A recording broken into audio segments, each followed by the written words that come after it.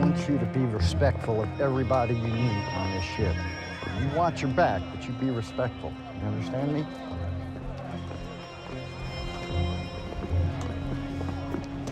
Well, here he is. Nice, strong worker, just like I told you.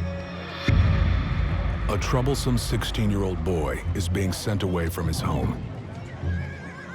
Half a world away, to Calcutta, India. His name is Samuel Colt. Sam Colt came from a kind of difficult background. His mother died when he was 7. He didn't take to his formal studies, but he liked taking things apart and putting them back together again. He also liked explosives. He was kind of a prankster, and it got him in a lot of trouble.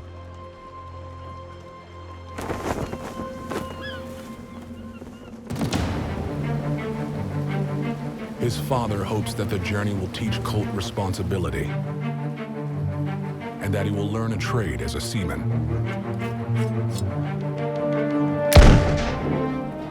But instead, the trip fills Samuel Colt with another inspiration.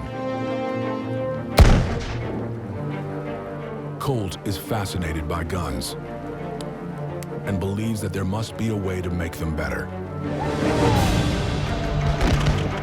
In the early 19th century, battles are fought with sabers and single-shot muskets. The world of guns is ready for a revolution. You had to load it from the top of the gun, and you took a whole cartridge, which was powder, the projectile, and paper, and you would end up putting it down the barrel with a rod. So loading single-shot guns weren't horribly efficient. It would take you about a minute or so to load 3 shots if you were really good.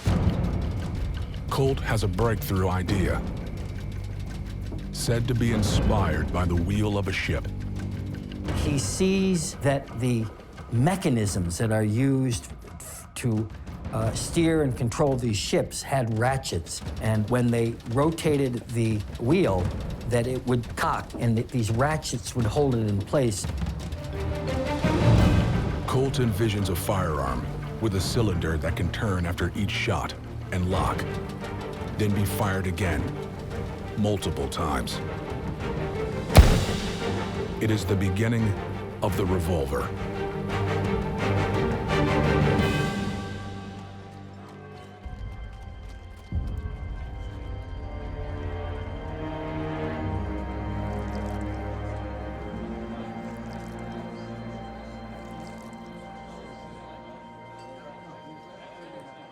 When Colt returns to the United States,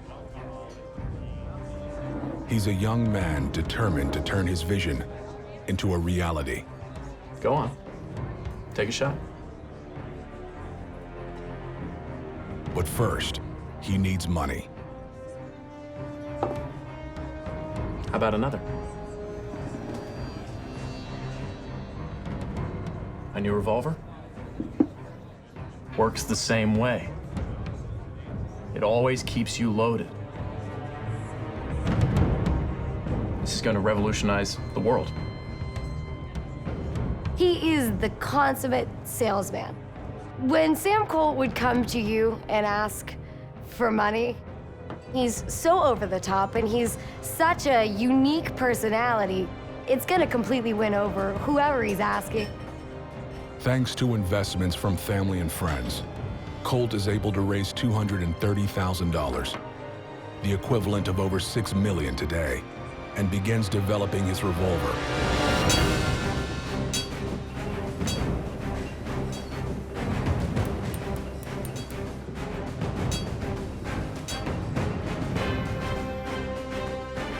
So, what do you think? Am I onto something?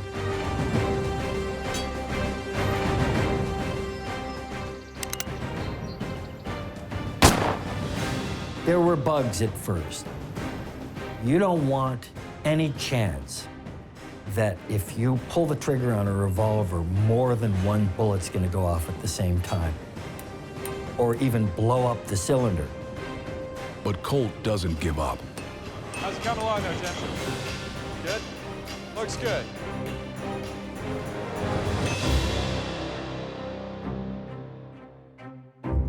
he improves on his design, and in 1836 is awarded a patent, leading to a 28 caliber 5-shot repeating firearm with a revolving cylinder, the Colt Patterson.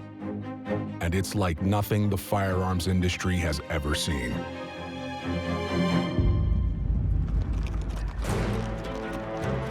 News of Colt's invention spreads quickly.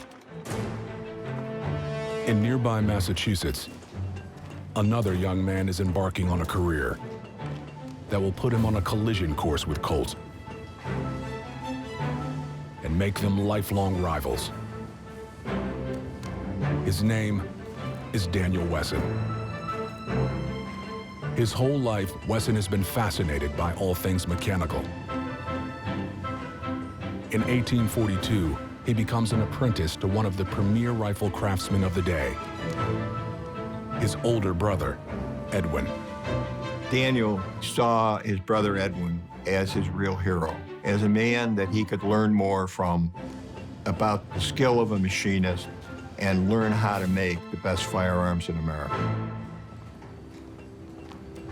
Like Colt, Edwin has been developing a revolver of his own. Have a look. Your piece is handcrafted. Perfection.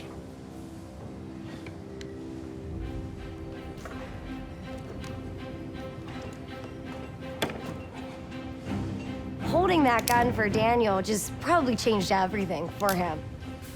Looking at the gun in his hands, he saw the potential and he saw the excitement of invention, and ultimately spawned everything that he would invent. But the Wessons are held back by one thing. Sam Colt, he's got the patent. So he holds the market. So if you want to get in to the revolver market, you better come up with something different.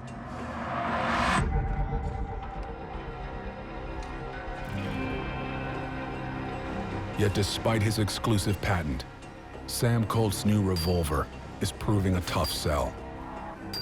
Most lawmen and military aren't willing to take a chance on such a new and untested design. And Colt's business is struggling. But some 2,000 miles away, a new war is about to change his fortunes.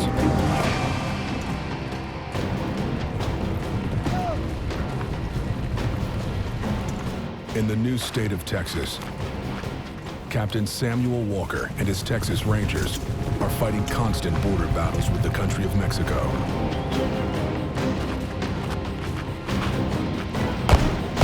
On the ridge! Rifles! For Walker and his men, the time it takes to reload and fire a gun is often the difference between life and death.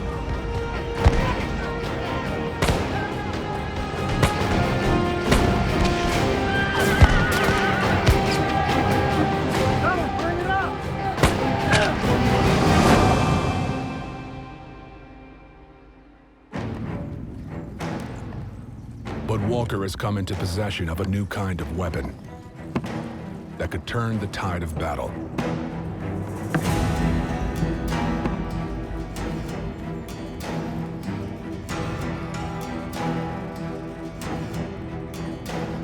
Sam Walker began experimenting with how to use this. It's like, what do they got? What is this secret weapon? This is something we've never seen before.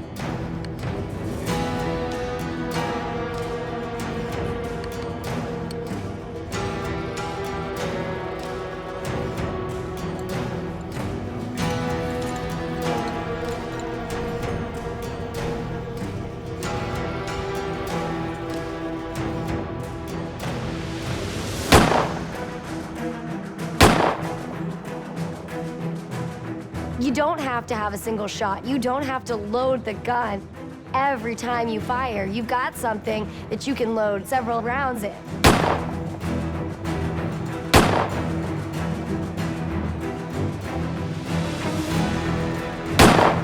The revolver is going to war.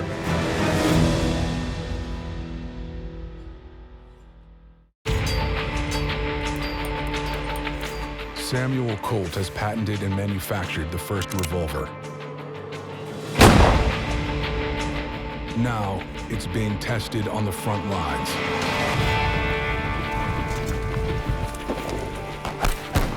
The United States is at war with Mexico.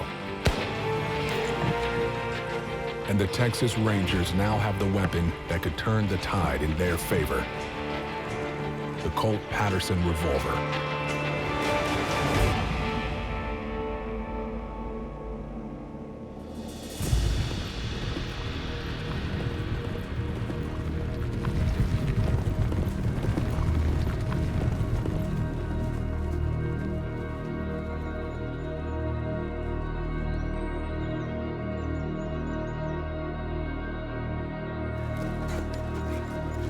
Vamos! On the right! On the right! Draw pistols! For every shot the Mexicans fire with their standard rifles, Walker's men can fire 5.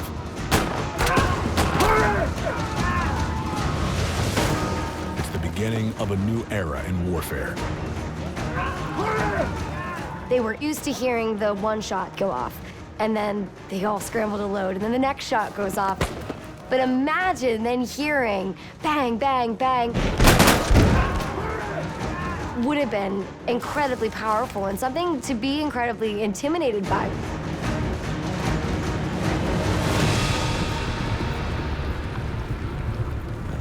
Samuel Walker is determined to get as many of the new revolvers as he can.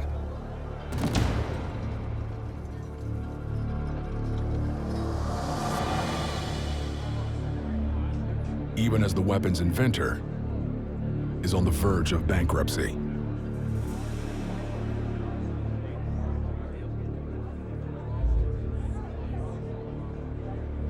He was a has-been. He'd gone broke. His family had invested in him and lost everything.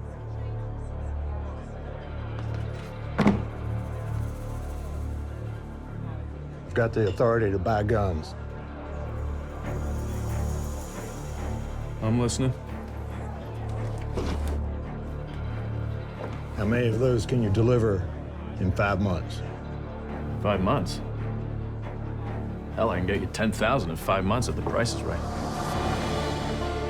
Walker's order is just what Colt needs. But the deal comes with a catch. Walker wants Colt to upgrade his revolver, making it larger and giving him 6 shots instead of 5, with more power to kill in a single round. The revolver went through the process of user influence, influencing both design and also the practical use of the thing. They tinkered with this invention. Colt agrees to make a new model, but to produce the massive order, he knows he'll need help from one of the best firearm manufacturers in the country.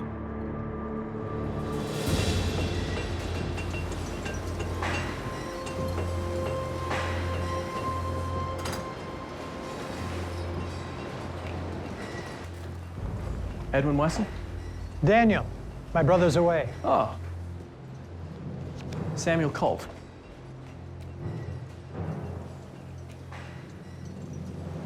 If you want to think about the situation of Sam Colt meeting Daniel Wesson for the first time, you're meeting 2 totally different characters.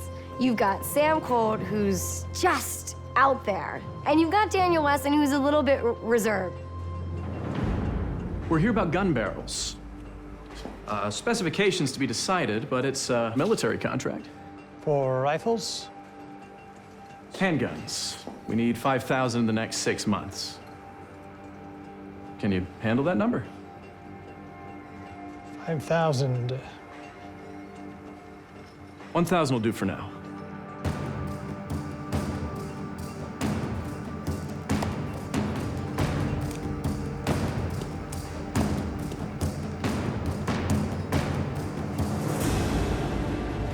The Wesson name is best known for rifles. Now, working with Samuel Colt, What if we move this back 1/4 of an inch Edwin and Daniel are about to enter the revolver business.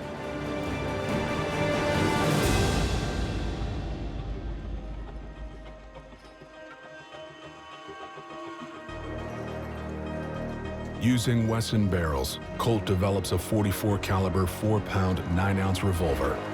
There it is.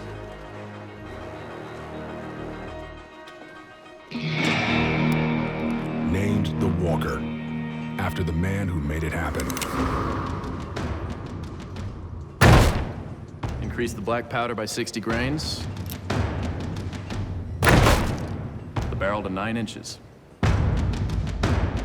The Colt Walker is a much heavier gun, heavier caliber than Colt's original invention. But these Texas Rangers could handle that type of firearm.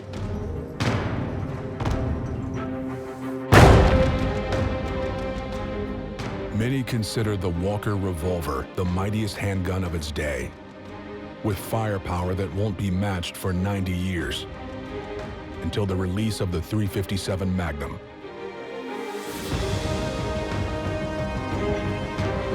With the start of the Mexican-American War, the U.S. government purchases 1,000 Colt Walker pistols, and Colt's business soars.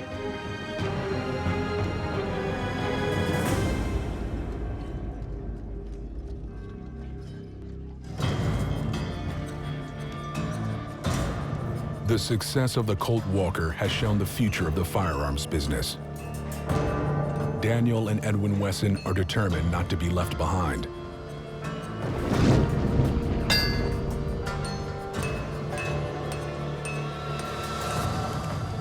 The Wessons have spent years developing a revolver of their own, one with a cylinder that advances every time the hammer is pulled back.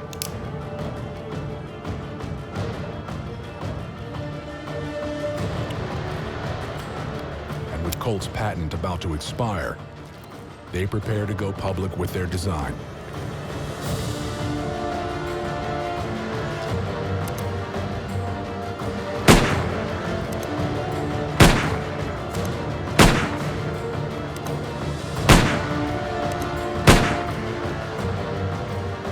You like it?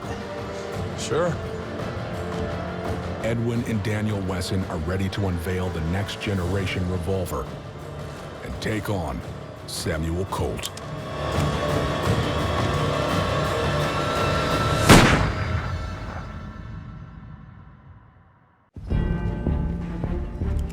Samuel Colt's Colt Walker revolver has helped the United States win the Mexican-American War. The battlefield will never be the same. And neither will the business of manufacturing guns.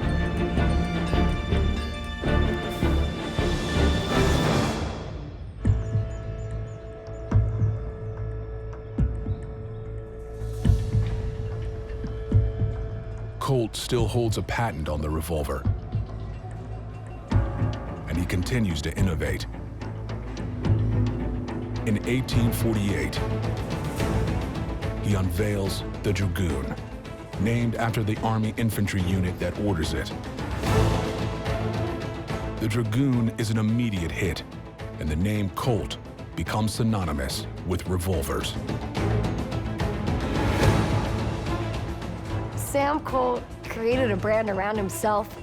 And so what he was trying to establish there was that he was the guy, he was the brand. When you saw him, you thought success. But Colt's most revolutionary idea isn't in his new design. It's in how he puts it together. Samuel Colt will build his next generation revolver on one of the world's first assembly lines. The real genius of Colt wasn't just the revolver. It was this incredible system of manufacturing. And instead of these instruments being made by hand, one at a time, they would make batches. And then these parts would be cranked out in such great numbers that it really revolutionized the manufacturing process.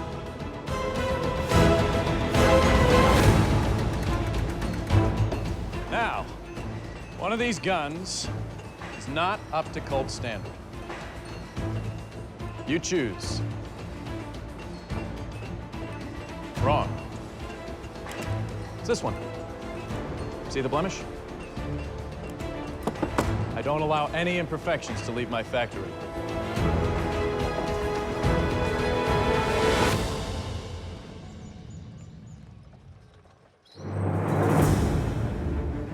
While Colt begins mass producing his dragoons, Daniel and Edwin Wesson are still making their guns the old-fashioned way, by hand.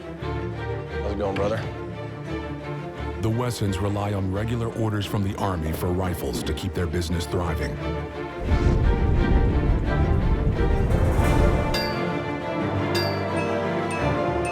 But they also begin a limited production run of a new revolver. It's something that the brothers have spent years working on together. Daniel Wesson and his brother, Have a look. they're striving to make something the finest quality, best shooting firearm possible. Samuel Colt's patents are about to expire, and the Wessons have everything they need to enter the revolver business with their design.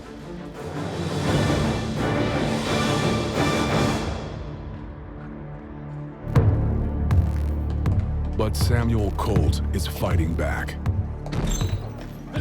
Gentlemen, I give you the official ruling. Any competitors will please take notice and desist forthwith from the sale of any revolving firearms, except such as are made by Colt at Hartford. I shall proceed against you and hold you liable for damages if you persist in the sale of any such arms. Colt's patents are extended for 7 years, allowing him to continue to monopolize the revolver market. For the Wesson brothers, who poured a fortune into their new gun, it is a devastating setback. Please excuse me. No further questions. But an even deeper blow is yet to come.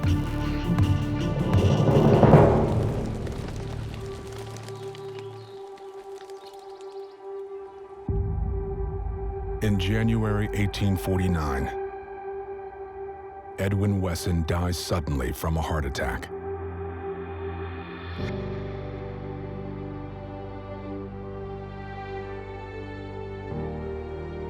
Daniel has lost a brother he idolized. The man who taught him everything he knows about making guns. His partner in a shared dream. Daniel Wesson, while an individual and a brilliant mind in his own right, was really aided and helped along the way by his brother.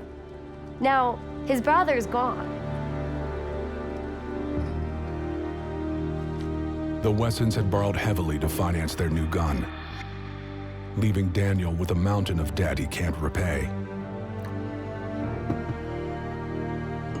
Daniel Wesson is left with no choice but to sell the company he and his brother worked so hard to build.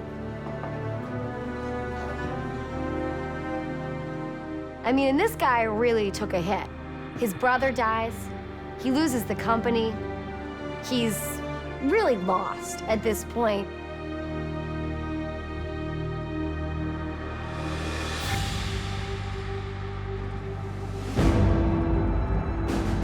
It seems that Daniel Wesson will never recover. But he's about to meet a man who will change his fate and help him create one of the most famous names in the gun world. R. Smith. Daniel Wesson.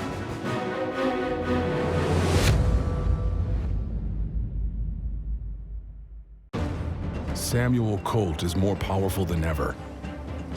Demand for his revolver is growing. And his stranglehold over the American gun industry has forced his competition, Daniel Wesson, out of business.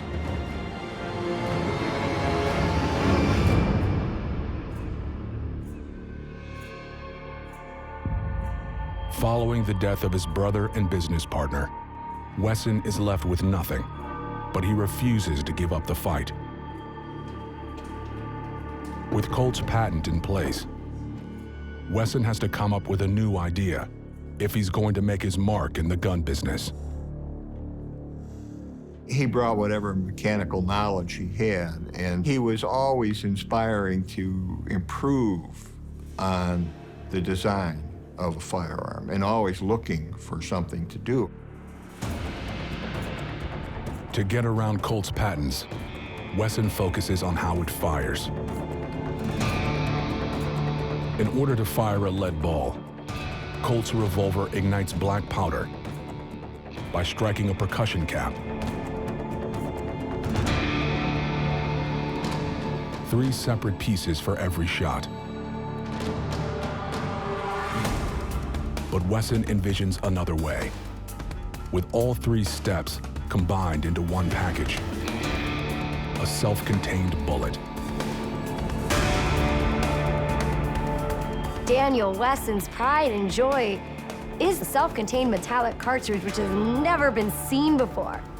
That idea is a fire in his brain, and he's gonna make that idea happen.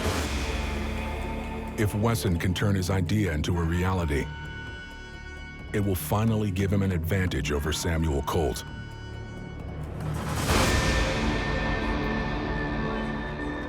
But Wesson isn't the only one innovating. Powder and ball in the front, primer in the back. Reloading would be much faster. One of Colt's employees, Rollin White, approaches him with a new innovation. Rollin White came up with this idea for a bored-through cylinder that would allow you to load the firearm from the rear. It's not something Colt had. The fire from one shot will set off every chamber. It's dangerous. With an almost complete monopoly on the revolver, Colt isn't ready to take a chance on something new. My dad used to say, there's nothing as vulnerable as entrenched success. Sometimes if an enterprise feels it has no real competition, it becomes complacent, and ultimately it can get wiped out by a small upstart that comes out with a better product.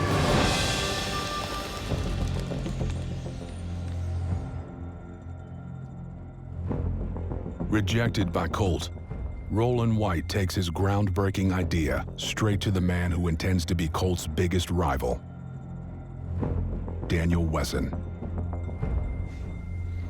What are you smiling at? Your offer. It's not even close to what I had in mind. You gonna build the gun yourself? You got a factory? Hidden away somewhere?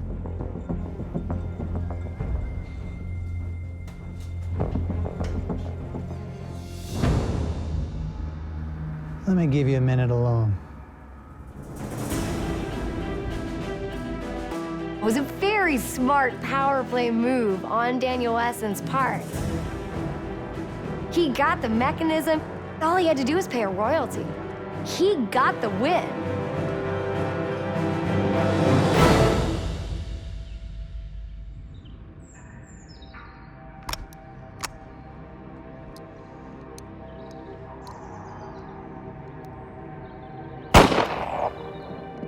Wesson moves forward with testing his new revolver. But with his company out of business, he's still looking for a partner to back him financially. Looks like your lever pins are too tight.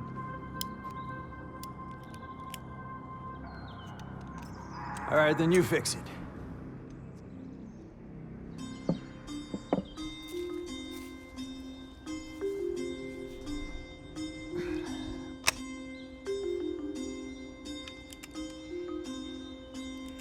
Smith. Daniel Wesson. Horace Smith is an accomplished gunmaker who's been looking to get into the revolver business. Nice shot. Bullseye. Like Wesson, Horace Smith is ambitious and determined to beat Samuel Colt. What's this? Our future. They become partners, That's remarkable. and one of the most iconic names in gun making is born. Daniel Wesson had success on his own right, but when he had someone else with him, it was just like magic. Horace certainly filled a void and helped propel Daniel Wesson's ideas much further than they may have gone had the two never met. Soon after the Smith & Wesson Company is formed, Samuel Colt's patents on the revolver finally expire. Smith & Wesson can now release their new revolver.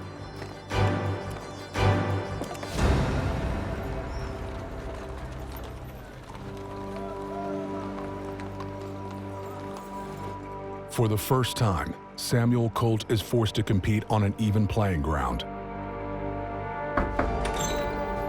making him anxious to find new customers.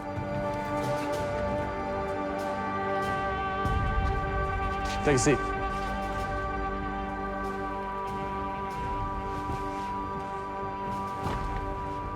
How can I be of service? I'm here representing some gentlemen that are dedicated to a cause. As the 1850s draw to a close, the southern states have begun arming themselves, preparing for a conflict that seems to be inevitable. Samuel Colt built his business on the back of the Mexican-American War. A new war would mean enormous profits. It's time for Samuel Colt to decide where his loyalties lie.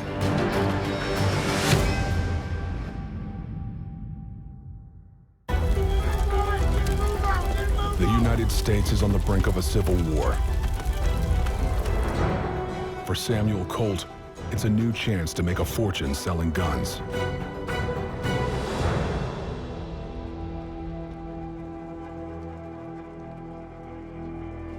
Colt has been supplying weapons to the U.S. military for years, but the military is about to be split in two and turn on itself.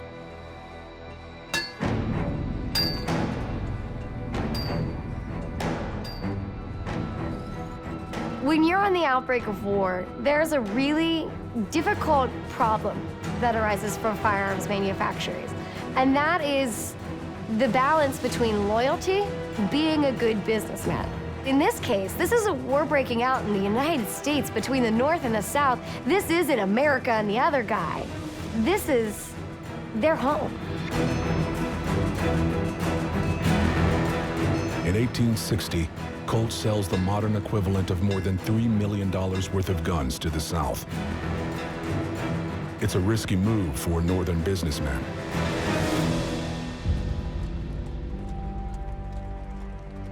Not far away, Smith & Wesson faced the same dilemma. I was hoping for the discount I was getting elsewhere. Well, I think we can probably work something out, depending on the size of the order. We're not interested. Let's continue this conversation later.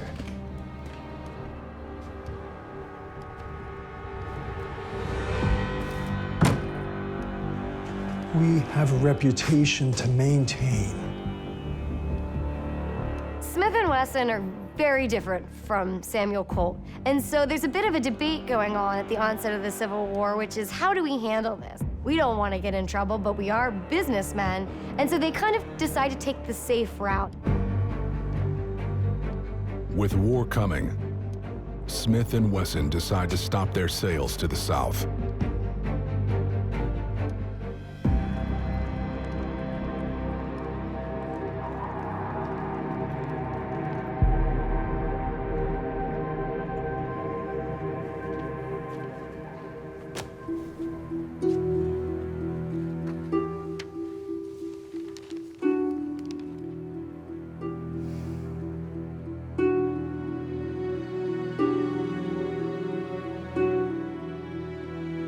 Is it true?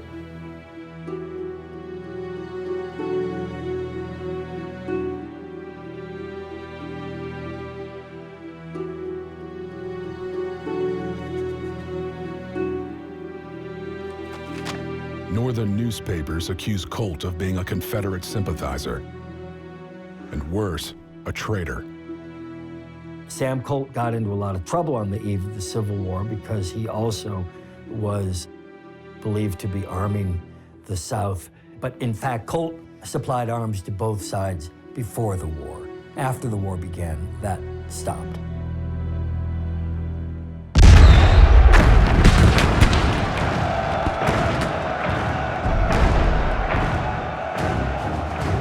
As the Civil War begins in earnest, Colt's reputation has been destroyed. So he devises a plan to prove his loyalty to his country. Let him come!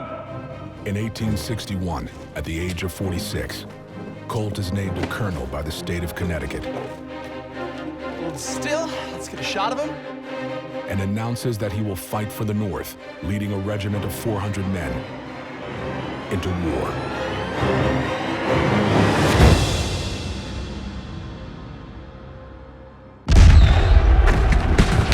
As the Civil War begins, Samuel Colt has been named a colonel by the state of Connecticut and announces that he'll lead over 400 men to war. But Colt angers Connecticut's governor by demanding to select his own recruits. His regiment is disbanded in less than 2 months, and Colt never sees action in the war.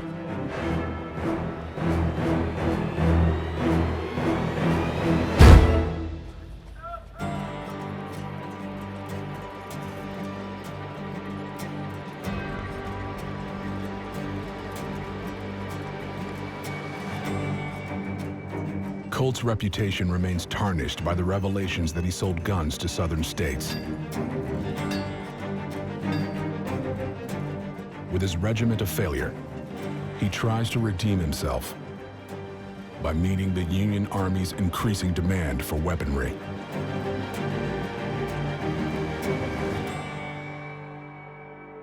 In the process, he is working himself to exhaustion. Can I get you anything? I'm fine.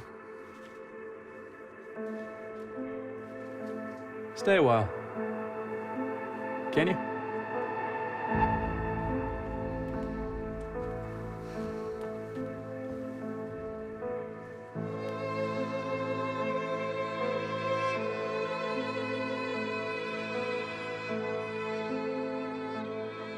In 1862, Colt becomes ill. He dies of gout at the age of 47, having left an indelible mark on American life. He leaves his wife Elizabeth control of his company and a personal fortune of $15 million, the equivalent of over $350 million today. Elizabeth will have to keep the business running, even as the war rages on.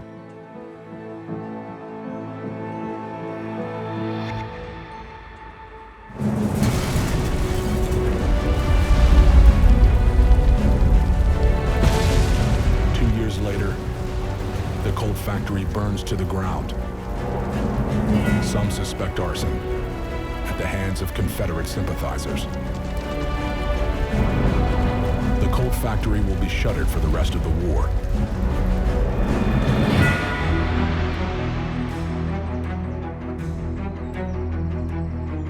But Elizabeth Colt's misfortune is Smith & Wesson's big opportunity. Opening a new facility, Smith & Wesson thrive for the duration of the war. All the while improving their designs and coming up with new revolvers. Smith & Wesson Model 3 reloads in under 30 seconds. Faster than a Colt. Wanna try?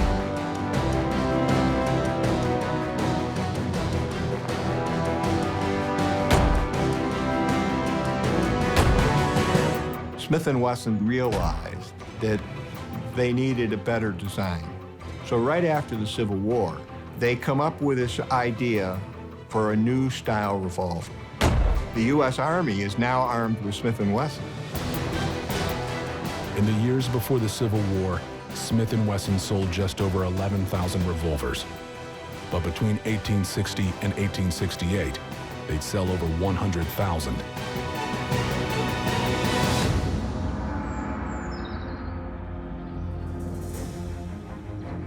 Smith & Wesson will use their success during the war to build one of the best-known brands in firearms.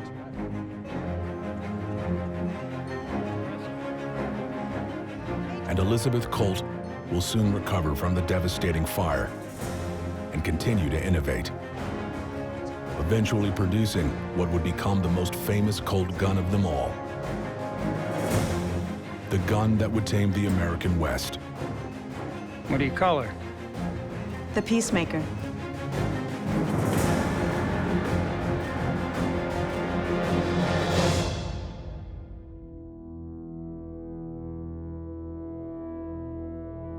When the Civil War finally ends, America has been transformed in countless ways, not least of which is gun ownership. Many of the soldiers come home with a prized possession.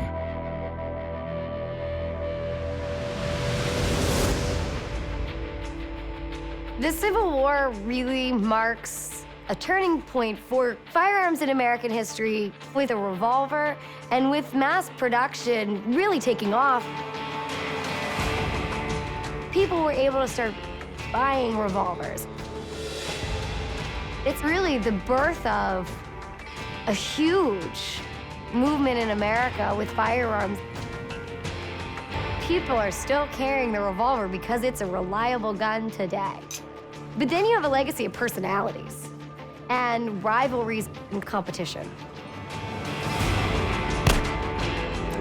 There was an intense rivalry between Colt and Wesson. They became entwined in this crusade to perfect these revolvers.